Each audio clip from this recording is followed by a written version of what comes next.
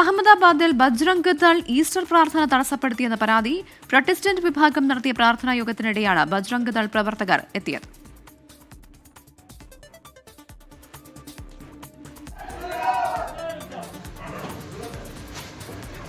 വിവരങ്ങളുമായി ശ്രീനാഥ് ചന്ദ്രൻ ചേരുകയാണ്. ശ്രീനാഥ്, എന്താണ് ഈ പ്രവർത്തകർ ഈ ഈസ്റ്റർ പ്രാർത്ഥന തടയാനിടയായ സാഹചര്യം?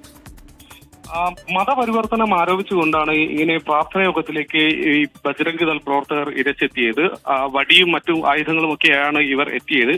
മുദ്രാവാക്യം വിളിച്ചും ഈ പ്രാർത്ഥന യോഗം തടസ്സപ്പെടുത്തി. ഞാൻ അല്പസമയം മുമ്പ് ഈ പ്രാർത്ഥന യോഗത്തിൽ പങ്കെടുത്ത പാസ്റ്ററുമായി സംസാരിച്ചതാണ്. അദ്ദേഹത്തെ അടിച്ചു വീഴ്ത്തി എന്നതാണ് അദ്ദേഹം പറയുന്നത്. 1-2 പേർക്ക് പരിക്കേൽക്കുകയും ചെയ്തിട്ടുണ്ട്. പിന്നാലെ പോലീസിന് വിവരം അറിയിച്ചു. പോലീസ് അവിടെ എത്തിയതിനു ശേഷം ഇരു വിഭാഗങ്ങളെ അവിടെ നിന്ന് പിരിച്ചുവിട്ടു എന്നതാണ് പറയുന്നത്. പിന്നാലെ പരാതി ഇരു വിഭാഗങ്ങളുടെയും എഴുതി വാങ്ങി.